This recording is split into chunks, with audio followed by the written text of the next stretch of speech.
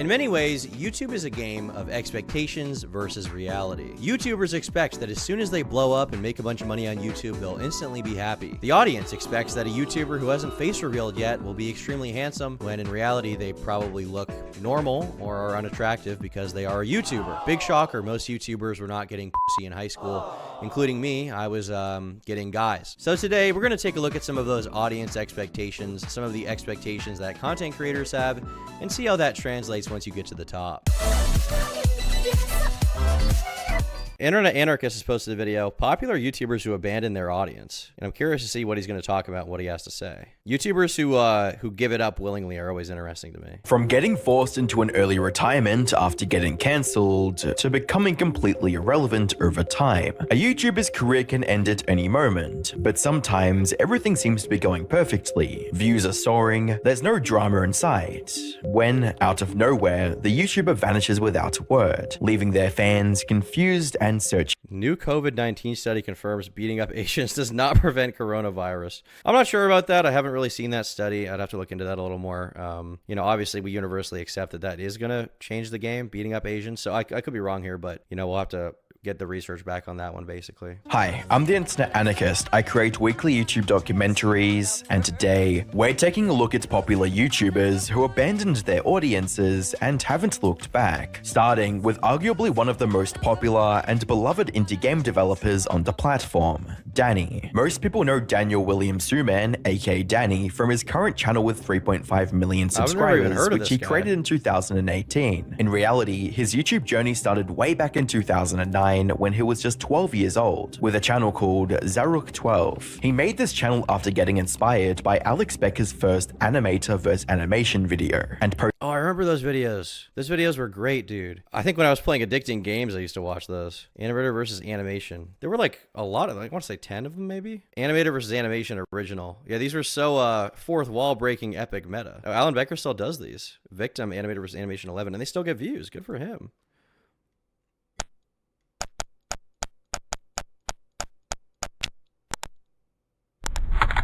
Convert to symbol. Victim. It's always a victim, dude. He's victimizing a stick figure. He did nothing wrong.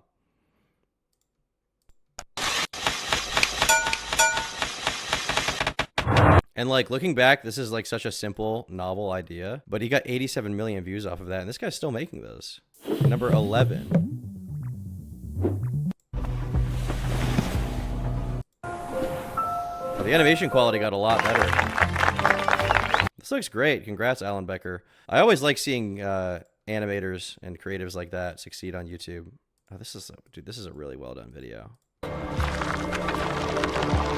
I'm a huge appreciator of these kinds of guys. Good for him. Independent animators. Artists should go broke. Animators do not go broke. I respect you guys. Posted 4 Flash animations with the help of his brother. However, after getting barely any views at the time, Dani stopped posting and moved on with his life. In the coming years, he tried his luck with YouTube multiple times, but it didn't work out as well as he had hoped. That is until he made a channel called DWS Games and started posting gaming videos in 2013. This was a moderate success and led him to getting over 11,000 subscribers by 2014. I uploaded almost every single day and suddenly started growing very quickly. This was pretty much my life and I loved doing it, and by 2014 I had reached 1.3 million video views. Wow. And 11.1 thousand. In 5 years, he got there and he still kept going. This is the thing with so many people when they talk about becoming YouTubers, they're like, oh, it's just so easy, man. It's like, well, the actual thing that you're doing can be relatively easy, but the time to get there, the investment is like so great.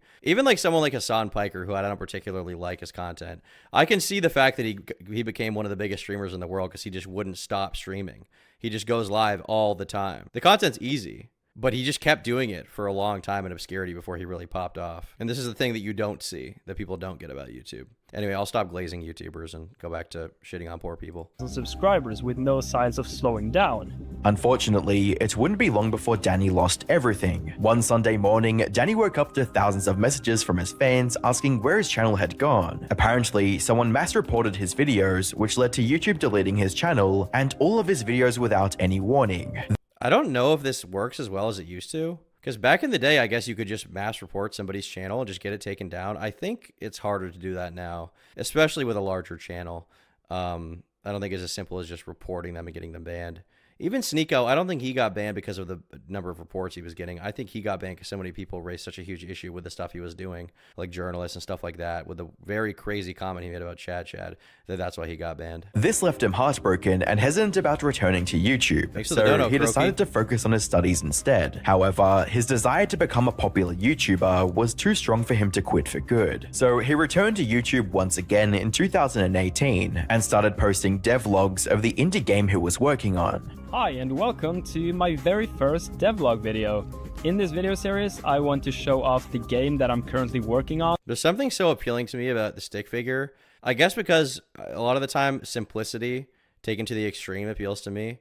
Like taking a design as simple as a stick figure and making some kind of crazy motion graphic with it has always been something I've really appreciated, because it's taking something so simple and taking it to the farthest possible conclusion you can creatively. Because naturally, when someone draws a stick figure, people are like, oh, that's the lowest form of art. Who cares? Anyone can do that. But then you see with these people who no one can replicate what they can do, create something amazing. And I really enjoy that quite a bit. See what he said about Chad? She's chill. Do you know what he said about Chad? Do you not remember that? Sneeko said something very crazy about Chad. Something about her needing something from him. The game doesn't have a name yet, so if you have any suggestions, then I'm totally open for them. And this was immediately more successful than any of his previous ventures. Just 6 videos later, he hit the jackpot when his video titled 6 Months of Learning Game Development in Unity went super viral, amassing over 4.1 million views to date. Wow. This gave his channel a much needed boost and encouraged him to continue making videos. However, he didn't see mainstream levels of success until he started making challenge videos, like making games in a very limited amount of time. Not only did these videos He basically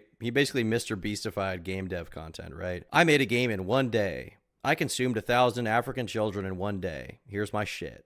My bad, I don't know. He didn't make that video. That was a different guy, but you get the idea. A lot of people I've seen, Mr. Beast has had a huge influence on a lot of YouTube channels. And, you know, some of the videos I do enjoy, but I will say, you know, I don't particularly enjoy Mr. Beast videos. So something about that is just like, it kind of, every time I see a fucking Mr. Beast video thumbnail in my recommended, I'm like, when it's not from Mr. Beast, I'm not very inclined to click on that. Although, in fairness, if it is from Mr. Beast, I'm not inclined to click on that either. This isn't even a Mr. Beastified thumbnail. I'm kind of talking out of my ass here. You get the idea, though.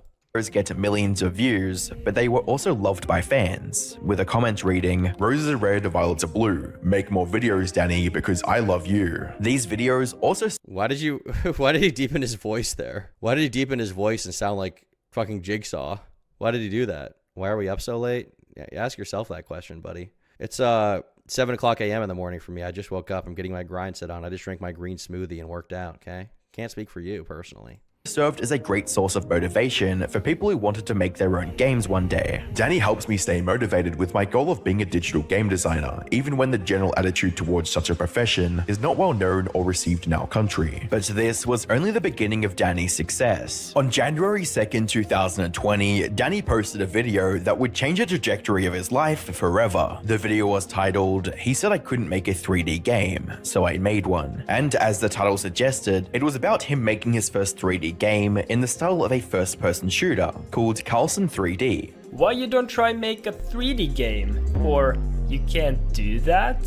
Doing a video in response to one little shitter comment is such a funny thing. Because YouTube comments generally shouldn't bother you. But if you're able to take that kind of little comment and you're able to spin that into a great piece of content, I always love to see that. Lemon, for a while, he had this meme where people said he was on a downward spiral. He was losing his mind. He just turned it into part of his brand. And now everybody recognizes him as the downward spiral guy. Jacksepticeye's opinion on Mr. Beast is the best explanation of how Mr. Beast changed the entire platform. I think it's actually a rather poor explanation. I actually don't like Jacksepticeye's explanation of Mr. Beast very much. I feel like it's very reductive and dumb. He was like, YouTubers become more about making money than making videos that you like. It's like, all right, well, it's very high and mighty for a guy with 15 million subscribers who's made videos off of playing other people's video games to say something like that when someone surpasses him.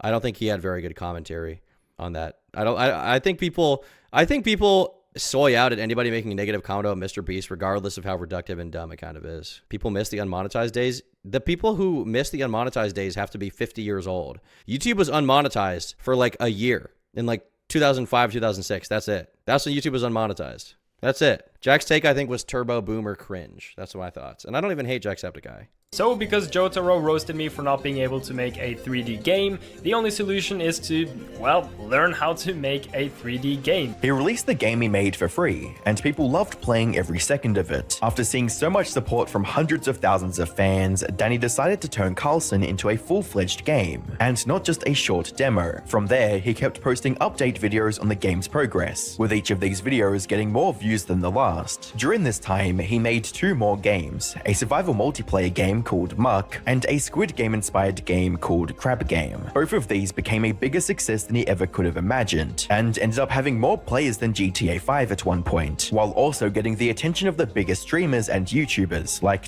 I appreciate the fact that now YouTubers are seemingly realizing that YouTube is a great venue to promote anything that you actually can make, right? So YouTube has now allowed a lot of people to make videos, which is cool. But with those videos, they can then promote their own creations. Like Atriok, for example, someone that I watch a lot, he just released a game called Get to Work that apparently has been very successful in terms of sales. He's been able to market that on his YouTube channel.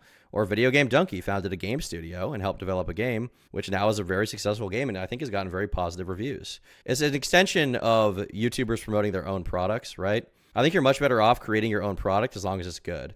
Creating your own product and promoting that than taking YouTube sponsorships long term. Because if you take the effort and money you would put into promoting someone else's product and you turn that into effort for creating something on your own that's a good product and you sell that, you will reap the benefits. The people really making money off of YouTube sponsorships are not YouTubers. It is the companies that pay them. Because they get to underpay YouTubers like fucking crazy and make a ton of money off of the promotion. Thank you, Contrafair, for becoming a member. Charlie. No! Let's go! And this has been the case for a while, but back in the day it was the case that, you know, indie games like Five Nights at Freddy's would get, or like Fall Guys more recently, Among Us, would get popular from YouTubers playing it. So why wouldn't a YouTuber just make the game themselves? If you have a big YouTube audience and you can do it, why wouldn't you just make the game yourself and then get other YouTubers to play it? If anything, when I hear that a YouTuber made a game, I'm more inclined to play it on stream than I am otherwise, because I know that there's already a market on YouTube to watch that content if they have a big audience. But then, out of nowhere, Dani stopped posting on his main channel. His last video was about new features he added to Crab Game, which he posted in January of 2022. It's been nearly 3 years since this upload, and Dani is nowhere to be seen. The comments under this video are filled with thousands of people wondering what happened to him, with some fans even begging for him to return. Hey Dani, we are all waiting for you to come back, dude. Your videos are so good. You can't just quit now. It's been 2 years, and your fans still want you to return. That shows how— Not to out myself, but I don't buy a lot of YouTube sponsored products. I don't know of anyone who does. When you say that, Jalen, do you mean products that YouTubers are paid to promote or products that YouTubers create?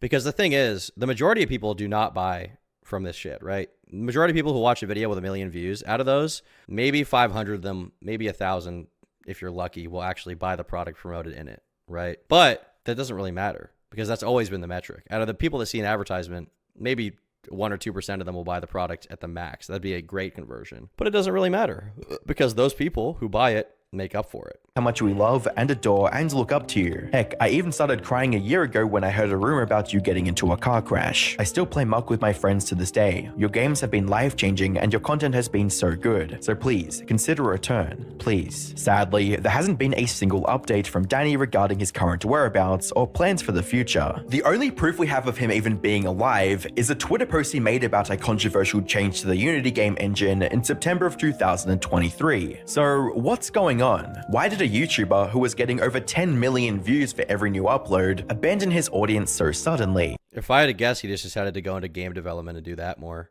Because his videos were about game development and he was passionate about it, but he probably would make more money by developing a game and selling it. That's my guess. While his fans have come up with many theories over the years, none of them have any evidence to support their claims. But after taking everything into account, I think I've found the real reason behind Dani's disappearance. Put simply, he hasn't quit YouTube at all. Instead, he's just taking an extended break to finish Karlson. Going back to around the time he stopped making videos, he uploaded a video titled "Let's Talk About Karlson." In this video, he talked about how people had been asking him about Karlson's release everywhere they could, and it was getting overwhelming. And people will ask about Karlson. I don't buy them either. Last thing I bought was an Unis Honest poster. The one other piece of YouTuber merch I bought was a limited Van Usher. I would not out myself in public for who I watch. Yeah, I think that's why I decided to, part of why anyway, I decided to make the merch that I make less like YouTube centric. Like it doesn't say my YouTube name on it really. And when it does, like with the original shirt we released, which by the way may be coming back soon, who knows, with that kind of stuff, you can appreciate it even if you don't like the YouTuber. You don't have to like the YouTuber to like it, right?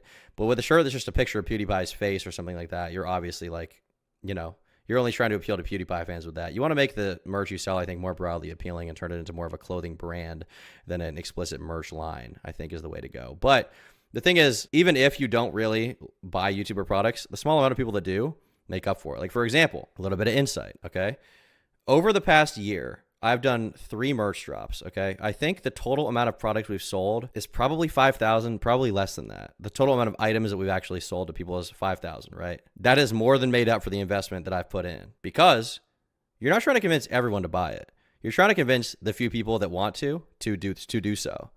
Every time you release merch or release a product, you're doing it under the expectation that the majority of people that see the advertisement are not going to buy it. But the few people that do make up for it. The only time I've seen someone wearing YouTuber merch IRL was a Teddy Fresh shirt. Well, of course, the appeal behind Teddy Fresh is it's barely YouTuber merch at all. It's just a clothing brand, right? That happens to be made by a YouTuber. Also, no matter where I go or what I do, you know, like I go on Discord, Twitter, Facebook, Instagram, friends, family, even like Steam, Intel, Nvidia, Epic Games, like all these massive companies. They're all like sending me emails asking where Karlson is. Like I don't even comment on YouTube videos anymore because people will just tell me to f off and work on Karlson, which is like, okay. Things got so bad that he was even receiving death threats from people for not releasing the game. It's at the point where I'm actually getting like death threats in my inbox because I'm not posting Karlson devlogs, and it's kind of weird. What kind of psychopath is sending him death threats for not releasing a video game? That person should be in Arkham Asylum. Who is sending him death threats over not releasing a fucking game? Oh, well, Danny actually commented on this video and said, I hope Danny comes back soon. There he is, dude. On top of that, the expectations for Karlson had become way too high, which ended up putting an immense amount of pressure on Danny. The expectations are just, they're like way too high. They're extremely high. There are at the very least hundreds of thousands of people, if not millions of people waiting. And so the pressure it's kind of insane. Given the circumstances, it was impossible for him to continue. What is Karlson? Karlson is the game he's developing. We talked about it in the video, but it looks like a pretty cool game. I like the art style quite a bit. This is his trailer for it. You can see it's kind of got that low poly PlayStation 1 art style, but with nice textured graphics. He released a trailer 4 years ago and it's still not done. So, you know, game development takes a long time, but I'm excited to see it whenever it really is fully completed. Continue making videos. Not the Charleston. Not the Charleston. Karlson. Don't get it twisted. And still have enough time to work on his game. He had to make a choice, and he picked his game over YouTube. To confirm this theory, I checked Karlson's status on Steam, and the latest update to it was from November of 2024. So he is actively working on the game, and will definitely release it as soon as it's finished. As for his YouTube career, there's not too much to be concerned about either. As we discussed earlier, Danny tried many times, but was unable to make it big on the platform. But instead of giving up, he kept trying to find his audience, because he genuinely loves making YouTube videos. With that in mind, there's a very good chance that he'll return to posting more videos on his channel, which is also a very real possibility for the next YouTuber on our list, Fearless. Much like most other gaming YouTubers at the time, Fearless started his YouTube journey with Call of Duty content back in 2013. His first video was just a 36-second clip of him. It's crazy how many people directly came from this community, the COD commentary community back in the day, or were inspired by it. I guess it makes sense because Call of Duty was one of the most popular video game franchises of all time, especially in the early 2010s. World at War, Black Ops, Modern Warfare 2, Modern Warfare 3, Black Ops 2. Those games are absolutely crushing it, and they are good games, so it makes sense. But like Sneeko, for example, weird piece of lore about him that a lot of people don't talk about is the fact that he originally made COD commentary videos. Mr. Beast was a huge COD commentary video fan that Sneeko worked with, who recently went on Theo Von's podcast and talked about how Taylor from PKA got him on Accutane. It's pervasive, bro. Playing Call of Duty Ghosts without any fancy editing or MLG music. From there, he kept posting similar gameplay videos while gradually improving things like his editing and... I remember playing Ghost back in the day. Not like, I didn't own it, but I played it at my friend's house. I didn't think it was that bad. A lot of people hated it at the time, I think because Call of Duty had such a big expectation around how good their games would be. But I remember it being totally fine. It was like but also I wasn't a super COD fan back in the day. I played the games more casually. Thumbnail design with each upload. Unfortunately, despite putting in a lot more efforts than his Duality of Man. Destroyer in chat says Ghost is peak looking back at it. King Rat says Ghost sucks shit. Base, dude. Duality. initial videos, growth on his channel was moving at a snail's pace. It took almost 2 years of him consistently posting videos to hit the 1,000 subscriber milestone. However, instead of giving up, he kept posting videos, and it all paid off in 2017. In September 2017, a game called Fortnite released into the world, and instantly became the thing everyone was talking about on the internet. Fearless uploaded his first Fortnite video in October of 2017, with the title Insane Sniper Shots. Fortnite Battle Royale, funny and epic moments.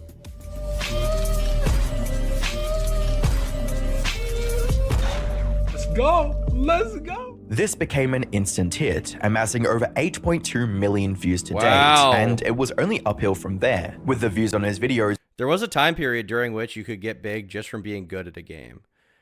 I mean, every game has that cycle, but especially with Fortnite. Like, Myth got huge back in the day for being really good at Fortnite. Now, if you look at what Myth's up to, his channel's fucking dead. And I'm not trying to shit on Myth. I have no beef with Myth. He's probably a nice dude. But his channel did absolutely die. And it's not because he has a bad personality necessarily. But I think rather it's because his popularity was built off of him being good at the game.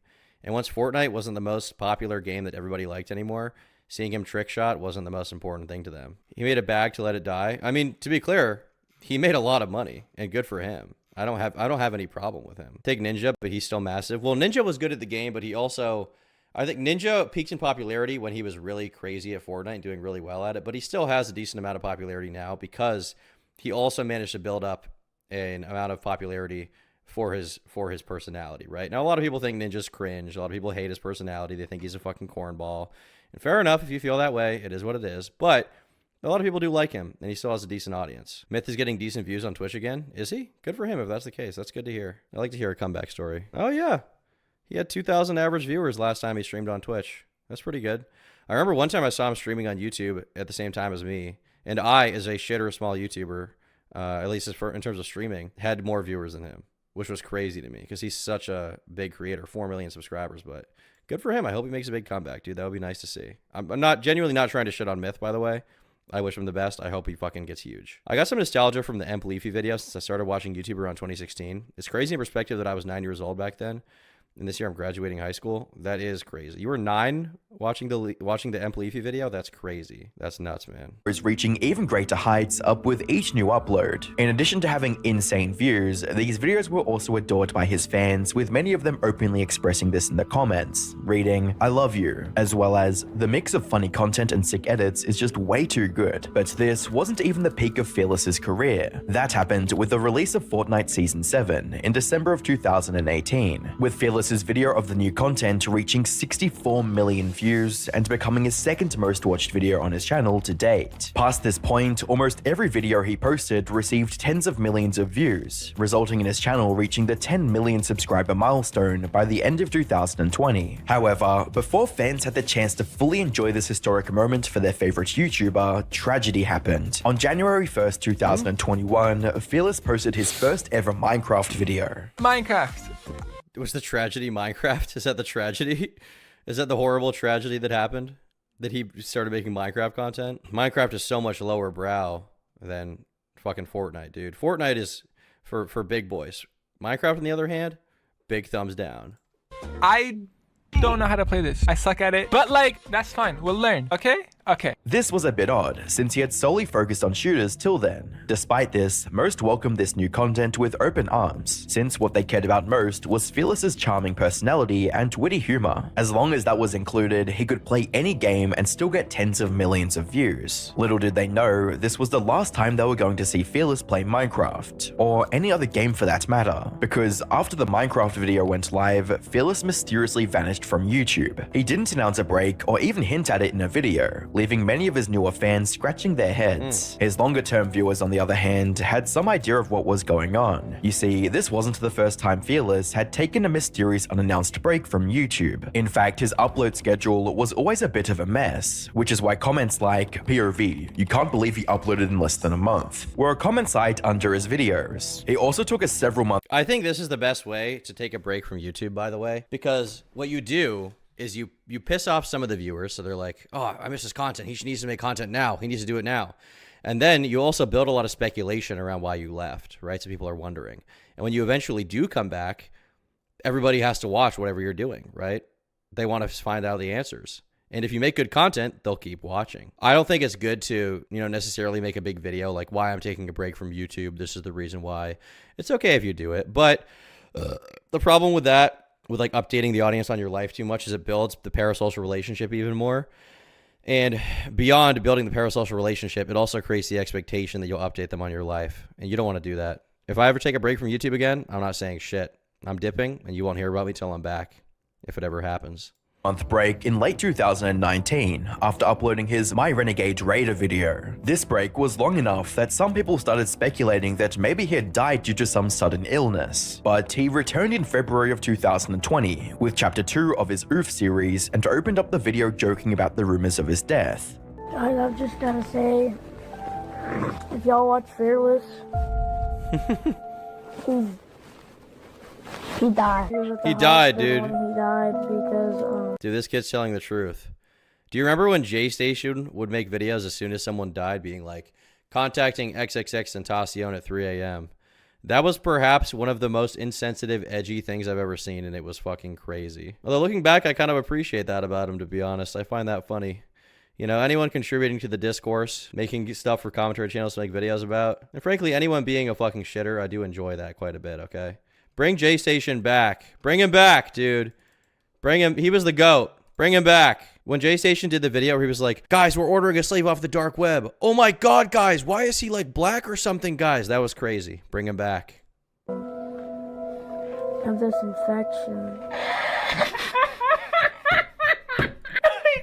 Subscribe and hit that like button if you missed it. Subscribe. Fans were hyped for his comeback, resulting in the video becoming one of the most liked videos on his channel. Well, he was getting 46 million views off of gaming videos. Good for him. That is an insane amount of views for a gaming video. Good for him, bro. I hope he made a ton of money off of that. With over 1.6 million likes. However, things turned from cheerful to concerning when a fan wondered if this unannounced break was due to him going on vacation, to which Fearless replied by saying, "Vacation lol, I wish this was a vacation. If only you knew my life, bro. Fans became even more worried a few months later when he streamed on his second channel, Fearless V2. The stream only lasted 20 minutes, and he sounded extremely scared and anxious the entire time. Jordan, if you're watching, I dropped the pistol. Bro, I can't play, I'm shaking. Like, what the f... And when a fan asked him about his upload schedule, his response was extremely weird and disorientated. Dude. Yo, why you never upload? How do I watch it? Just some 9-year-old in a voice call with him. Why do you never upload? What's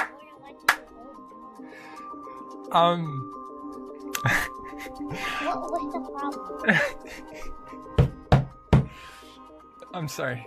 It's life and stuff. I don't know. It's weird. You want to talk about it? Let's talk about it. All right. Sounds like he's having a bad time. I hope to never have one of these crying extreme moments where I have to talk about my personal life and what's going on. If something bad happens in my personal life, like if one of my parents die or I fucking stub my toe really bad and have to go to the hospital, you just won't hear about it. You'll never know, chat.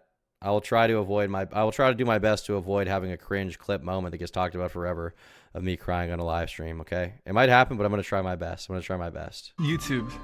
How the fuck you do? Whoa. Nah. I don't want to get into it why I haven't been uploading stuff, but it's personal. It's personal? I mean, a little bit, and then another thing is it just like, it doesn't matter. Following these strange interactions, Fearless uploaded 2 more videos, which brings us back to his disappearance. Judging from everything we've seen so far, it's clear that he was dealing with some severe mental health issues. After his disappearance, there were a few more sites. If you ever tab on stream and saw something you weren't supposed to, do not get on stream with your wife to cry about it. Yeah, I think in retrospect, that was a very bad idea. But hey, happens to the best of us, okay? Put respect on Big A's name. Leave him alone. Leave him alone. I don't even want to talk about the Big A thing because I don't want to give him in shit. I don't want to get him in shit for it, all right? Let him move on. Let him exist in peace. He paid his dues, okay? He has exercised his penance, and he's making some of the best content on YouTube. So leave Big A alone. Leave Atrioc alone, okay? And frankly, watch his videos. But also, chestnuts roasting over an open fire. Gooning to AI videos of people I know. Sightings of Fearless in some random Fortnite games. Yeah. How do you switch? Like, Oh, yes. Okay. And in his Discord server, which he closed down after sending a final message to his fans, reading, "As you can tell, the server has been shut down. It has been a great run with all of you. Y'all put a smile on my face again. You are special in your own ways. Thank you for being here and being family-like to me. I love you all. Till the next time we meet, love Fearless." There was also a Reddit Ask Me Anything post that turned out just to be a fan hoping to get a reply from the real Fearless. That said, when asked about the disappearance from YouTube, this imitator mentioned that the pressure did get to him. And while this person was making things up, there was more truth to their words than they realized. The thing about Fearless is that while he did get lucky, the long-term success of his videos were due to each upload being better than the last. He was always making things more funny, more entertaining, and more exciting to watch. However, the pressure of always making something better for an audience of tens of millions eventually caught up to him. Yeah, this is a very worthy pressure that people outside of his position will understand. When you've got 10 million people watching your stuff and expecting that every single subsequent video will be better, and you're like paranoid about falling off, you're paranoid about your career sliding into the fucking dirt, you're paranoid about, you know, people not liking your content all of a sudden, you're paranoid about the game you're playing falling off, you're paranoid about your edits not being funny anymore, you're going to develop a lot of upload anxiety. And that makes sense, you know? I think that makes a lot of sense. I think that you do put yourself in a dangerous position by making these really good, really condensed videos that are, all of them are really, really, really special, because, you know, you kind of have that same thing that IDubbbz had with Content Cop, where there was an expectation that they would all be great. You know, people start expecting a certain level of quality. But if you just post daily slop, there's no expectation. You post a bad video one day, oh well, next day on to the next video, you're fine. Low time investment. But with these videos, it's so difficult, causing him to burn out completely. What makes this theory more plausible is, imagine thinking there's a high expectation of quality from you and your audience is literal babies. Jankum, you're just wrong, dude. Kids know. If a video is not good, kids won't be able to articulate it, but they will spam your channel with "he fell off" and unsubscribe. Kids are ruthless. They're unforgiving. They do not give a fuck. They will forget about you just as quickly as they like your stuff. It's a statement from Fearless's close friend, Higa, who stated, "His videos are really good because he actually cares, and he is a perfectionist when it comes to YouTube. Like on camera, that's his real self, and he is genuinely that funny off camera. But he felt pressured because he always wanted to top the last video, and all that it takes is a bad video to fuck up your algorithm. And he just wanted the best product for his fans." Yeah, it takes one bad video to fuck up the algorithm if you post every once in a while. Like, if you post like once every 3 months, then yeah, one bad video can really fuck you up. But if you're posting every day, once again, you'll probably be fine long term, even if you make 1 or 2 duds here and there. And that can really burn someone out. And nowadays, YouTube is all about quantity over quality, and it isn't super forgiving to learn YouTubers without hired editors and stuff like that. And it's super hard to hire editors for the kind of content he was making because it was so specific, right?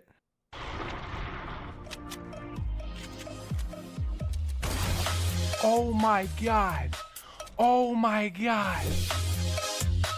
Wait, what? Take air. So for him, the editing was definitely nothing super, super special. But what I will say is that I would guess that because these videos got so many views, the moments he had in them were so funny and memorable that making subsequent videos after that can get very dangerous if you fall off in quality or you explore a different subject matter. Like this one, Aimbot 3.0, 63 million views. The next one on Minecraft got 25 million. When you get that many views on videos and you upload infrequently, the expectation is really high. And you don't want to be one of those guys that falls off, you know? You don't want to be remembered. When you have such a legendary reputation, it's so hard to give that up and become one of the guys that quote unquote fell off, right? You don't want that to be the case. Fearless's fans cherished caused his downward spiral. That said, there is some good news for his loyal fans to cling on to. Recently, his fans caught him curating the existing content on his channel into distinct playlists. This shows that he is accessing his YouTube account and actively preparing for something, maybe a potential comeback in the near future. Unfortunately, a comeback might not be possible for the next YouTuber on our list, Corpse Husband. At one point, Corpse Husband had the fastest growing channel on YouTube. Corpse Husband, I don't like most of his music, but there is one song that I really like. I don't even remember the name of it. It's one of the songs where he's like screaming. What is the name of the song? I think I liked his song with Machine Gun Kelly, the part that Machine Gun Kelly wasn't in as well. Fast forward to today, and everything has fallen apart. The last video on his main channel was from 3 years ago, and his subscriber count is on a never-ending downward spiral. So what happened? For that, we have to go back to where it all started, with his first upload in July of 2015, titled Last Friday, Scary Creepypasta to Tell at Night. It was a video of him reading a— Okay, wait, a little bit of a side note. Okay. Does anyone remember what I'm talking about? Do any of you remember what the fuck I'm talking about? I have not been able to find any record of this channel existing. I remember one night I went on a rabbit hole for a few hours looking for it. I could not find it. Okay. Back when, I think it was around the time of the Tana Mojo Content Cop, and also around the same time that Lemon made the YouTube rants. There was this channel that got to a bunch of subscribers called like Black Screen TV. It was at the beginning of, I think, YouTube streaming being an option. He had a black screen, he had a blacked out profile picture, and he got a ton of subscribers, and he would do these streams where he was like recording Tana Mojo losing subs, and he would shit on YouTube, and he would talk about his problems with the platform overall. But then he disappeared at some point. I don't know when he disappeared. I want to say it was like 2018 he was around. Does anyone remember this? It was like Black Screen TV or something was the name of the channel. I have not been able to find it ever. I can't find any record of him even existing. But I know I didn't just hallucinate this. I know he existed. But I can't find him. A creepypasta from the internet, nothing too special, but what made this video stand out to viewers was Corpse's extremely deep voice, which was unlike anything they'd heard before. Asking the question before she's finished the song. I do remember this era. I think I probably listened to a few Corpse Husband videos back in the day, because I like creepypasta stuff a lot. My average day when I was like 12 years old would be waking up, drawing all day. My average weekend day was waking up, building with Legos, building some kind of epic mock, okay? Some kind of epic World War II era mock of some tank, making the Tiger tank in Lego. And then I would listen to creepypastas while I would draw all day. And the best ones were like Creepstick Pasta, Mr. Creepypasta, and I want to say Corpse Husband was in there somewhere. Not all the time, but definitely a little bit. It's said that her answer will be, I can't remember, and that in the next town that you enter, you will be arrested for the kidnap and murder of this girl. However, if you were to wait for her to finish... Yeah, he had Season 1 Fish Tank streaming on his channel for the first 20 days. Black Screen TV, that guy? Are we talking about the same guy?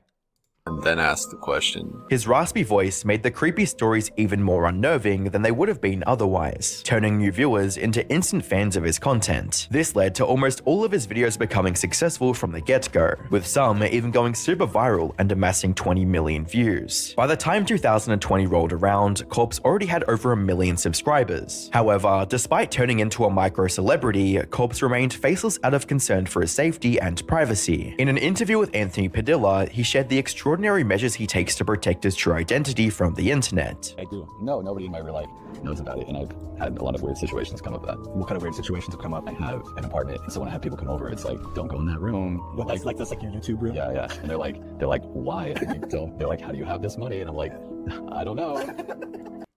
How do you even have friends in real life, though, if you're hiding that? Because if he spends a lot of time on YouTube, right, which I presume he spends a lot, what do you even, if you're doing so much, like, what do you even talk about? Obviously, you can talk about things outside of your job with people, like your interest in movies or music or stuff like that.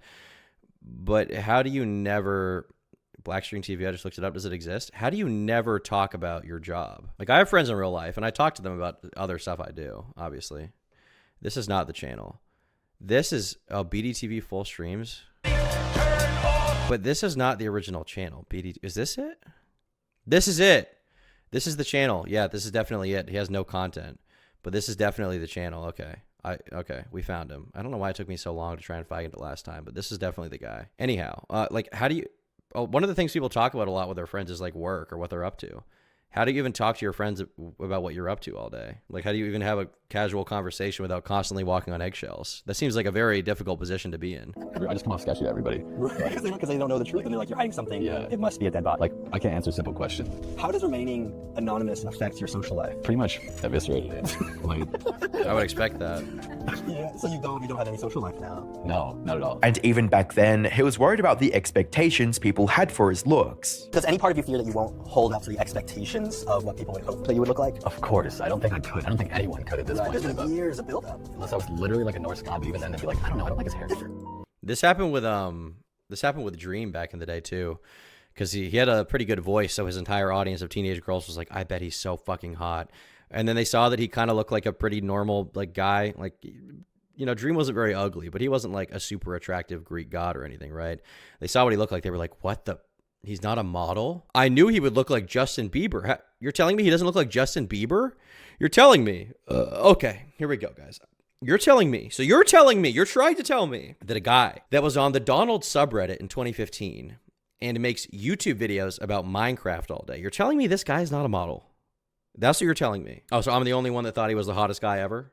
Really? I'm the only guy? Okay, so it really is just me. It really is just me. Okay, well. Oh, well. Guess I was the only fucking guy. I thought Corpse's voice was deeper. I think it got deeper with time, but he definitely put it on a little bit in the songs to make it sound deeper and boost his voice. Unfortunately, Because it makes, it made a lot of alt girls' pussies tremble and quiver and drip. for Corpse, things were about to get a whole lot worse. In September of 2020, Dave from Boy in a Band. Like, do you remember when he had, he like tweeted a picture of his arm being all veiny to look hot, and then there was some girl who got a tattoo of like his arm veins. Do you remember that? That was insanity. Invited Corpse to join an Among Us lobby that was filled to the brim with some of the biggest names in YouTube and streaming, including Ludwig, PewDiePie, Jacksepticeye, Pokimane, and many more. As you might expect, all of them were stunned after hearing his voice for the first time. Yo, Corpse, what's going on? Hello, friend. Wow. What? Kick Saikuno. Wait, what? Corpse's voice. I think that Corpse should have done a Bane impression the entire time. Instead of doing this voice, which I think is a medical condition, he should have been like, Don't go pussy on my cock, Batman. I'll break your body and then break your butthole. I'm going to fuck you in the butt, Batman. The cum rises. I was born gooning. Molded by it. Molded by it. Jacksepticeye, I've seen you having problems on YouTube with burnout. Have you thought about burning a hole straight to your anus? Indian Bane. Hello, how are you doing? Hello, how are you doing? Hello, how are you doing? Hello, it is me, Indian Bane. I am Bane, but from India. Did you know that if you go into a white girl, you're going to come? Batman, I need to fucking come. Batman, whatever you do, do not redeem. Do not redeem, Batman. Batman, have you ever thought about calling Microsoft's apart, Batman? Have you been practicing that? No, I've never done Indian Bane before that I remember. Batman, show Bob's on the vagine, Batman. Batman, can you show your bobs and show your vagine, Batman? Batman, show your bobs. It's kind of hard to keep up because I have to constantly think in my head about keeping the Bane voice on and keeping on the fucking I was born in the goon, sir. Sir, I was born in the goon. Sir, I was born in the goon. Sir, I was born in the goon. Sir, do not redeem whatever you do. I like Indian Bane. He's my favorite guy, dude. He's my favorite guy. Yeah, it's hard because you have to keep in your mind that you're Indian and that you're Bane. So it's kind of difficult. This is like infrasonic Bane. Is that real? No. Oh my god. It's real, believe me. This brought Corpse into a level of stardom he hadn't seen before. Just a month after his first appearance, his main channel was gaining up to 160,000 new subscribers every single day. During this time, Corpse also released his new single titled E-Girls Are Ruining My Life, and this absolutely exploded in popularity, earning over 375 million views across YouTube and Spotify. However, all of this fame also came with millions of obsessed fans who saw Corpse as the man of their dreams, someone they could fantasize about. Some of them even went as far as to get tattoos depicting the waveform of Corpse's breathing sound. This was not only weird, but also extremely dangerous, since many of these crazed fans were obsessed with finding Corpse's real identity by any means necessary. And while Corpse managed to protect his identity hidden for a long time, someone eventually found out everything about him and doxed him online in March of 2021. His face and his address were plastered across social media sites in a matter of minutes, turning his worst nightmare into a terrifying reality. The thing is, when you get to this level on YouTube at this point, you know, back in the day, there were a lot of faceless YouTubers, right? A lot of people were anonymous on YouTube, but because YouTube is so synonymous with real life now, and people have so many expectations, and people are also just good at figuring out who the fuck you are. It's not that hard. Unfortunately, it's an unrealistic expectation that nobody will ever figure out what you look like on YouTube. Either one of your friends is going to leak it, or you're going to slip up and turn your camera on. Your VTuber avatar is going to turn off. People are going to find out you're a fat, sweaty old man. Or people are eventually going to look into it and try to figure out who you are, and they just want to post it because, you know, when anything is hidden, when any kind of information is hidden, people are going to want to figure it out. They're going to, whether you like it or not. That is the way that it works. And so you're going to have a very hard time concealing your identity, especially for Corpse. If Corpse had like 20,000 subs, okay, he could probably keep it a secret. He had like 7 million. People were going to figure out what he looked like. I think at one point I looked at the picture of him somewhere on Twitter, and I think he kind of looked like me, actually. I think he kind of looked like me, and I think a lot of his fans were disappointed that instead of getting a extremely sexy model, they just got kind of like a normal looking half Chinese looking guy. Indian Bane versus Kitbog when? Really soon, dude. What's even worse is that people also started clowning on him for not looking like their imagination, which prompted a response from Philip DeFranco. Most recently, a few Twitter posts gaining a ton of traction. Now, I'm not going to be showing those posts here. That is for two reasons. One, I don't want to expose the guy, and two, people being absolutely shitty about the person featured. With a ton of people responding with really nasty comments, calling the person in the photos ugly, among others. Yeah, the problem here is like he built himself up, and whether he knew it or not, I'm not saying it's really his fault, but he built himself up, knowingly or unknowingly, from an audience of girls that wanted to fuck him. So they had an expectation around how he looked. When you do that, when you accrue that kind of audience, and you then turn out to not look like how they thought, people's expectation versus reality, their mind is fucking shattered. They can't handle it. They will relentlessly shit on you, and they will have no remorse for it either. People who listen to your songs and say they love you so much will instantly call you ugly. They will shit on you. People online are ruthless. Please watch Skeletor versus Beastman. It's definitely your style. CKY, Skeletor. Oh, it's CKY. I like CKY. I've never seen this, though. Maybe I'll check it out later. Things, which also prompted other Corpse husband fans to write things like, this alleged face reveal just showed how fucked our world is. You think Corpse is this mega hot guy, then y'all start bullying him when he didn't meet your standard. Corpse tried to ignore the issue and continue posting at first. Unfortunately, the damage was already done and there was no going back. So, after posting a video in November 2021, Corpse completely gave up. He didn't post any more videos and didn't appear in others' videos or streams either. Maybe one day he can find the confidence to make more videos, this time with his face in front of the camera. For now, however, a comeback from Corpse feels almost impossible. Ceeday, on the other hand, is likely to make a return in the near future. The story of Ceeday bears a striking resemblance to Fearless, which we discussed a I think that with Corpse Husband, it seems like he kind of got, it seems like his mind was kind of destroyed by the privacy leak, and I do feel bad for him. But at the same time, I think that at this point, considering his face has already been leaked, I understand being, you know, upset with the humiliation, the constant mockery, shit like that, right? I do understand that. I do understand being upset by that. But at some point, I think if I was him, I would try my best to just get over and make music again. I do feel bad for him in the way that, you know, he feels like his privacy was violated to the point that he doesn't even enjoy YouTube anymore. And he did make enough money that he can leave. But if I was him and I really liked music, I think I would take it on the chin and just accept it and keep making music. Because at the end of the day, his music was good enough that I don't think that people would stop listening to his music over that. Maybe some of them would, but I don't think majority would. You know, I'm not a huge fan of everything he did sonically, okay? You know, if I was the Anthony Fantano guy, I'd probably give it like a 4 out of 10, most of his songs. But I understand why people like it. I get it. Okay, I've met people who like Corpse Husband. He was popular enough. I think he probably would have been okay long term. But, you know, if it's his decision ultimately, who am I to say, right? He can do it. He can do what he wants. He still makes music, does he? Did he just leave YouTube? Corpse Husband. Let's see. Corpse. Last song he did was 2023, it looks like. So it was 2 years ago at this point.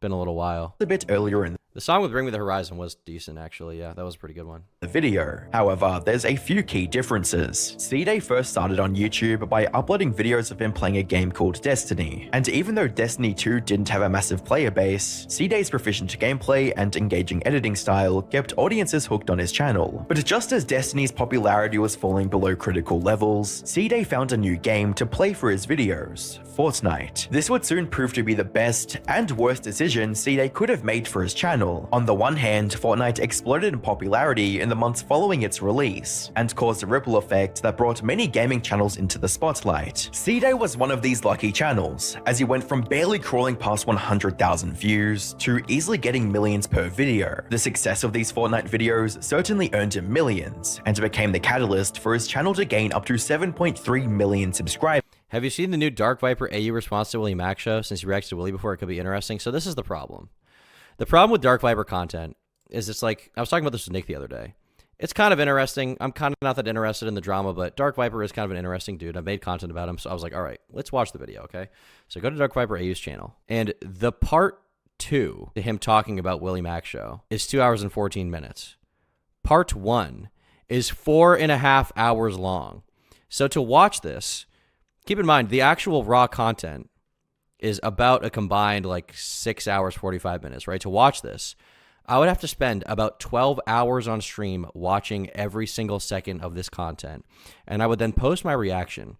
And my reaction to that video, nobody would care about. Frankly, there's nothing Dark Viper can say that would make me like him at this point. But you realize, like, nobody cares about this. Nobody gives a fuck about this. Nobody cares about Dark Viper's drama. Even his own video got 130,000 views. You can't either. He would strike you. Yeah, that too. He would fucking strike me. Okay? I miss the 14-page document days. That's why I'm not going to do it. That's why. On the other hand, making Fortnite content was slowly destroying his drive to make videos in general. Now, up until this point, Ceeday had been pretty consistent with his uploads, but after— This is a very common story you see on YouTube, right? Somebody starts YouTube because they're passionate about it. They start wanting more views and subscribers, which is fair. Who doesn't want that? They then fall into a type of content that they're kind of, interested in, but they know it'll get them subs and content. It'll get them subs and subscribers, right? So they start doing it, and then that's all the audience wants. They blow up too big. They blow up too fast, and they can't change. They can't change their fucking content. They can't move outside of that. You're stuck. You're stuck, and now this passion that you like becomes a fucking wage slave job where you don't give a shit about Fortnite or Minecraft or whatever game you're playing, but that's the only thing the audience wants, and if you don't make that content, your channel will die off and you'll be considered one of the YouTubers who fell off. You'll be talked about in YouTube video essays for years. So you're better off at that point just leaving and starting a new channel if that's what you want to do. So this is definitely a big, trials and tribulations. Building an audience that you don't like or an audience that doesn't like the content that isn't like you for you and only wants to see you do one specific thing can be very dangerous. After making the switch to Fortnite, his upload schedule started to show cracks. The gaps between videos kept growing, and at one point, he even took a 2-month break without announcing it. And when he was asked about it, he simply said that he was moving to a new home, which might have been true, but it wasn't the full story. Anyway, I'm officially back. This was like the longest, most painful month of my life. I've seen a lot of people tell me that moving does not take this long, and you're right, it really shouldn't have, but I've had a lot of fuck ups, let's just put it that way. I could have made videos during the break, but I didn't want to leave for like 2 weeks, then make one video, then leave for another week, then make another. You know what I mean? It's Monday and the move is basically done. My setup is pretty much up too. I need to make it echo proof. I'm sorry about that. I haven't uploaded in so long. And Another common issue with YouTubers you see is the terminally online issue, where they get popular off of making content, which is cool, but they don't have things outside of their content to make them happy, or they intentionally or unintentionally destroy the things outside of their content, like friendships, relationships. They sacrifice that for YouTube success, which in the short term can be really awesome, but in the long term will make you a miserable fucker, and you will want to quit eventually, and then you won't even want to make content, because content in the first place is the thing that you prioritized over the thing that you really want to do, or over the things that make you happy. You need to have a balance. You need to have the content, you need to have stuff outside of that. And a lot of people fall down that trap. I think Raccoon Eggs had that trap happen to him. Cryotic did as well, although Cryotic also, I think, ended up being a pretty horrible person. But, you build your life around this one thing. You don't have balance. It'll ruin you, man. It'll absolutely ruin you. It's dark. You got to be careful. Got to be very careful with YouTube. You get very short-term benefit, short-term or even long-term benefit, in terms of money, subscribers, views, attention, all of that off of becoming terminally online. But in the long term, it can destroy your mental state and make you hate YouTube forever. Forever. It's very sad. I think I can finally say that I have no more excuses in front of me. I can finally focus now and get back on the grind. From there, he continued posting Fortnite videos until February of 2020, when he uploaded his video titled Mythical Ceeday. After that, he disappeared from YouTube without a trace, leaving his fans desperately waiting for more. Bro, I really applied to college, got accepted, moved across the US, and started my classes before Ceeday uploads. Update, just finished the semester and moved back across the US before Ceeday uploads. Dude, people started doing the same exact fucking memes as like, I saw this in video I recommended the other day that was like, I went to jail and got out before GTA 6 came out, just waiting forever. I like when people benchmark their life by different pop culture events like YouTubers uploading, okay? That is the way you should reference your life. Important milestones, those are secondary to if Ceeday or if Ninja is streaming, okay? That is what really matters. It's not that he left, it's that he didn't say goodbye. The only lead people had at the time was an Instagram story in which he voiced his disapproval for the direction Fortnite was headed, stating, "Can confirm 100% this will be in my last Fortnite video. This game died at the black hole. Epic has proven time and time again they don't give a f***. Nothing matters but ads. They got Cardi B on the radio, bruh. Cardi B. Can't wait to stream Fall Guys though." Is this a real thing? Because I only started playing Fortnite after they already had all like the cringe integrations with like fucking Peter Griffin, which I think is really funny, and that's part of why I like it. But are there people out there that are like, Fortnite sold out? I hate Fortnite now because they are they're getting too many Marvel soy slop collaborations. I like the old base Fortnite. To me, Fortnite was always destined to become the most sellout game of all time, and good for them, they did it. I'm unaware of this demographic of people if they feel like Fortnite's at a real downfall. Though, if there's anything you ever wanted... Although I guess evidence of that is the fact that when they brought back classic Fortnite, a bunch of people started playing, and then I think when they stopped having it, they stopped playing. Although I haven't really been playing Fortnite in like at least 6-7 months, in fairness.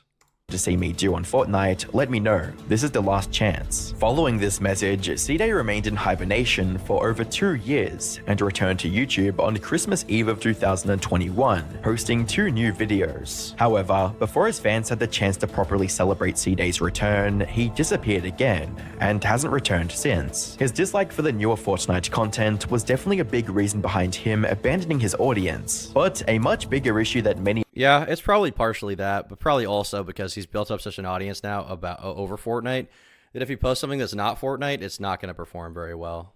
And once again, people who get crazy views on videos build up crazy expectations in their mind of what they need to appeal to.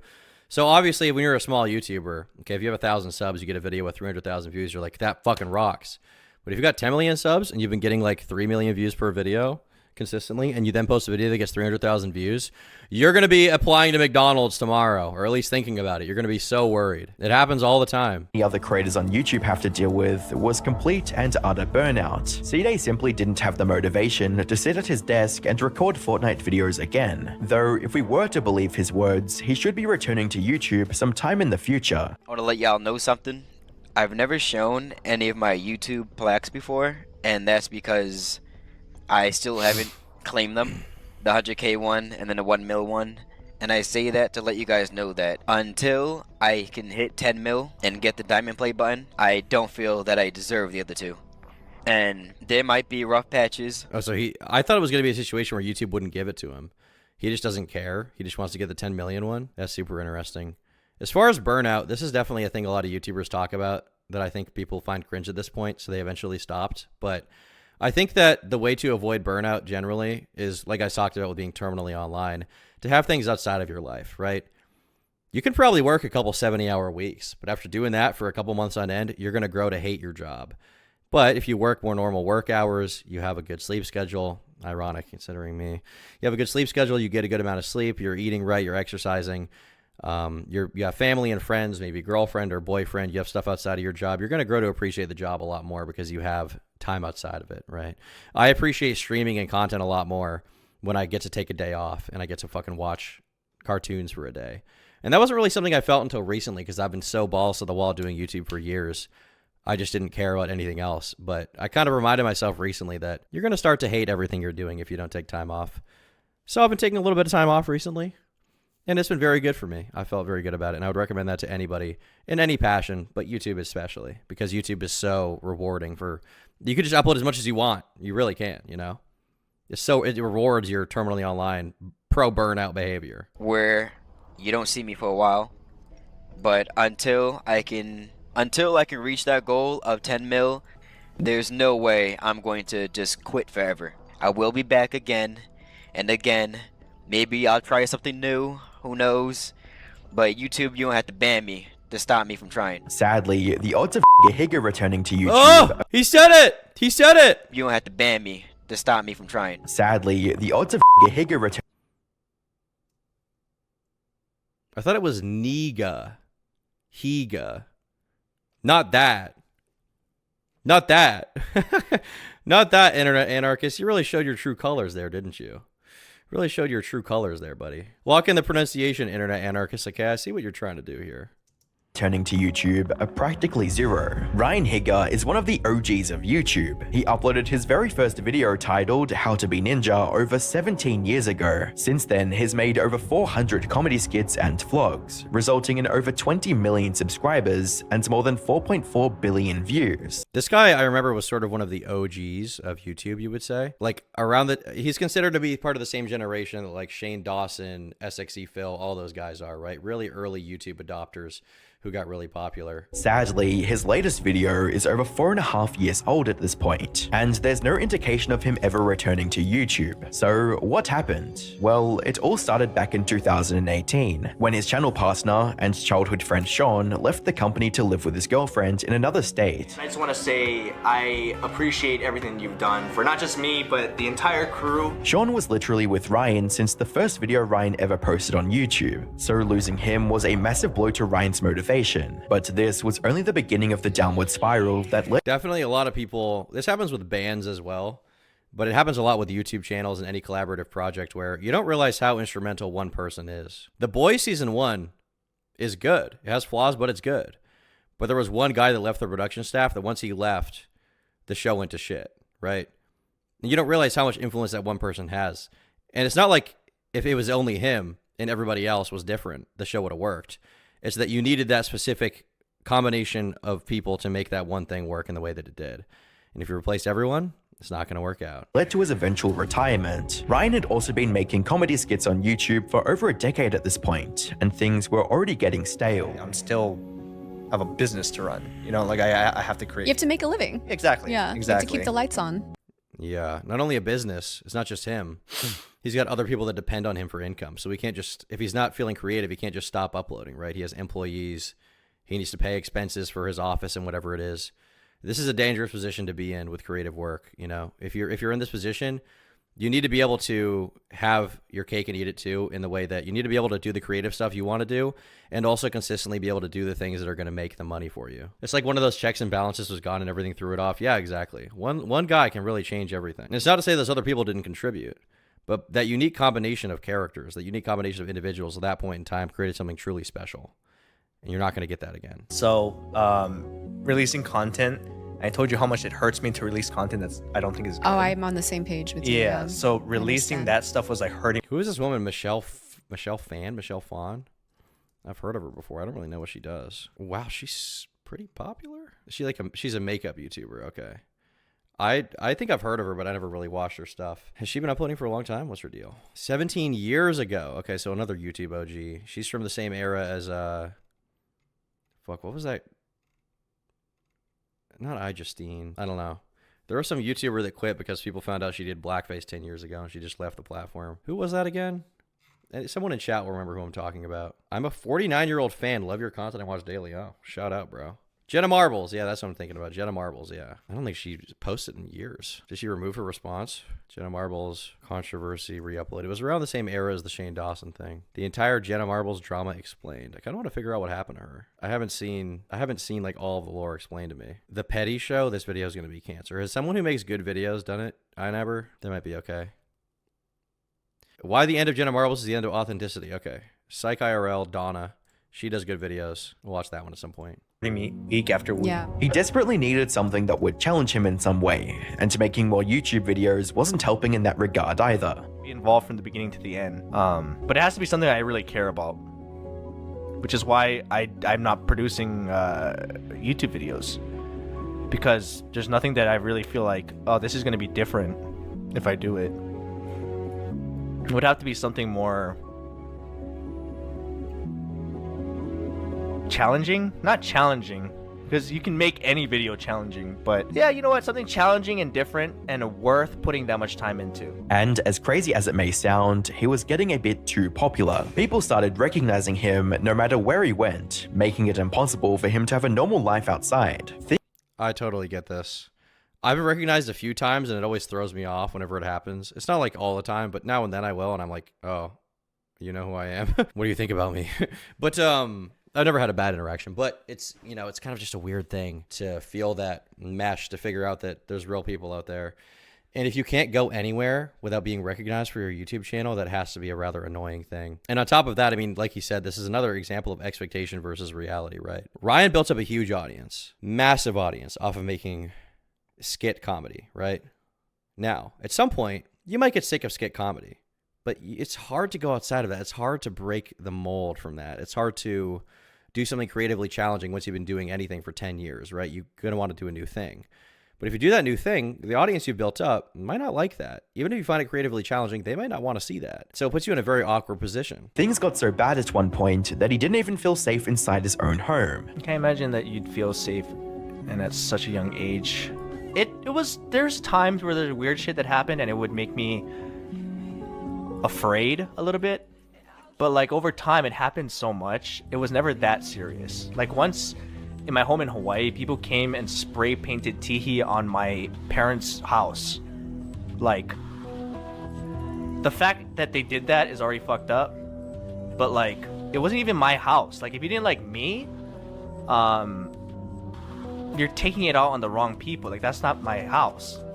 People who do that, the thing is, they're probably not even doing it out of like complete malice.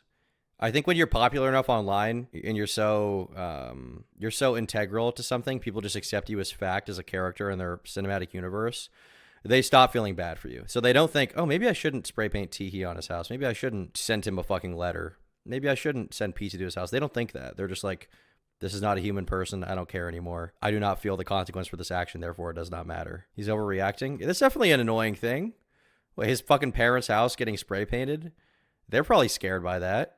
He doesn't like that. I don't think he's overreacting. It makes sense. You know what I mean? Like, to do that is more of like the scary thing is like the fact that they came all the way to my home and were there long enough to spray paint my house. You know what I mean? While we were in it. It's probably scary to also know that there's people who are like easily getting access to your parents' house and going there. That's pretty annoying. Scary part. If they had more malicious intent, like, they could have done it. The straw that broke the camel's back, however, was his breakup with Arden Cho, which likely sent him spiraling deeper into depression. So, after much deliberation, Ryan decided to say goodbye to YouTube after a skit regarding Asian hate in the US during the pandemic. And while him leaving YouTube like this, that looks like a funny skit, to be honest. On Channel 6 News, the increase of violence towards Asian Americans continue to rise during this coronavirus pandemic, and why scientists believe you should reconsider your next hate crime. Coming up next. Why you should reconsider it? Like maybe why you should do it? So have the reported hate crimes against Asian Americans. But is this phenomenon something that is helpful to the pandemic, or is it something that we've all misunderstood?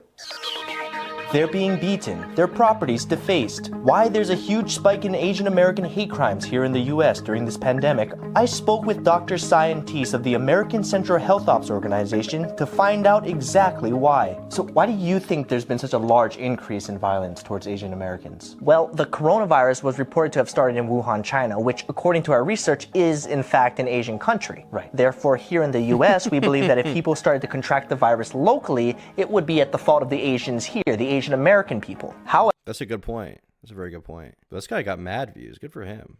My midlife crisis. I never really watched him back in the day. I'm sure there are a lot of people in chat who did. I just never really watched this guy in particular. But I do like that era of skit content. I used to watch a lot of Smosh back in the day. That was my thing. And I knew of Ryan Higa, but I was just never really a fan. Thank you, Vomiting and the Josh, for becoming members. And Kirby-Yosh for the gift of membership. Appreciate it, bro. Say Chung Shou. Chung Shou. Chung Shou Bong Chung Kong Pong Yang. Bong Yang Dong Dang Roar. Ooh. This was devastating for the fans who grew up watching his videos. It was ultimately a good thing for Ryan himself. Think about it this way, he was able to end things on his own terms. There was no drama or controversy. And since he didn't make a big goodbye video, he still has the option to come back if he ever wants to. Besides, Ryan hasn't disappeared completely from the internet either. Ever since he quit YouTube, he's been streaming on Twitch fairly regularly. He genuinely seems to enjoy these streams, and they offer his most loyal fans a chance to interact with him directly. It's a win-win situation. Sadly, Kento Bento's situation has only gotten worse over time. Ken Keto, aka Kento Bento, started making videos back in 2016. However, unlike most YouTubers who start off rough and refine their content over time, Kent's videos were surprisingly polished from the get-go. This left some viewers puzzled about how such a small channel could produce such high-quality content, like this comment under his very first video, which reads, "How can you only have 4K subs? Your videos are very funny funny and informational. As time went on, Kent continued making high-quality documentaries and trivia-style videos, and people loved every second of it. By 2021, his channel had over 1.6 million subscribers and more than 160 million views in total. And in April of 2021, he uploaded a video titled The Insane Hijacking of Japan Airlines Flight 351. This was a super in-depth retelling of the incident that took place on Japan Airlines Flight 351 in March of 1970. The video was extremely well made, with the usual amount of depth and analysis that people expected from Kent's videos. But it had one major flaw. You see, at the beginning of the video, Kent said this: "This will be part 1 of a 2-part series." However, the second part of this video never came. At first, people thought that since it was a long video, I like the art in these videos. That looks pretty cool. If it didn't take so much time, I'll probably do it at some point in the future, but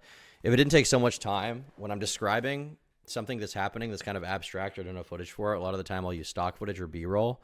What I would prefer to do is have like illustrated drawings like this in the video, which I could probably pull off to an extent. I'm like okay at drawing, but it just takes a lot of time to get it done. it was just taking a while to produce. But even after a year of waiting, there were no updates from his art isn't even AI, loser. True, dude. Should have used AI. He'd probably still be on YouTube. Kent. Some even started making jokes about the delay, with comments like, "Don't ask a woman about her weight, a man about his salary, Kento Bento when part 2 comes out." After a while, he posted an update in a pinned comment, stating that he had to step back for health reasons. This was extremely vague and left viewers with more questions than it answered, and it would remain this way until July 1st, 2024, when his wife Nina posted a detailed update from Kent on his Patreon. And according to this post, the reason Kent abandoned his audience is that he has been battling lung cancer for the past 3 years or so, which is just a horrible situation to be in. Fortunately, he's not in critical condition anymore, and is actually making a recovery. I'm sure he'll return to making education. From what I understand, lung cancer is one of the really bad ones. Big risk of it being terminal, so glad he's recovering. That's good to hear. I'm actually going to subscribe to this guy. I've never even heard of him. Kento Bento. Animated documentary style videos on extraordinary Asian events. Seems pretty interesting to me. He gets mad views. Educational and entertaining documentaries once he's recovered completely. On the other hand, I have no way of predicting what Coryxkenshin would do. Coryxkenshin is one of the biggest gaming channels on the platform, with over 19.3 million subscribers, and has been missing from YouTube for over a year now. Yet despite this unannounced break, many of his viewers have zero concern for his safety and well-being. What's going on? The thing about Cory is that he's never had a stable upload schedule. He's well known for taking breaks out of no. This guy was in the Five Nights at Freddy's movie, which is cool, but I also would have liked to see Markiplier in there, to be honest. We got MatPat. That was nice.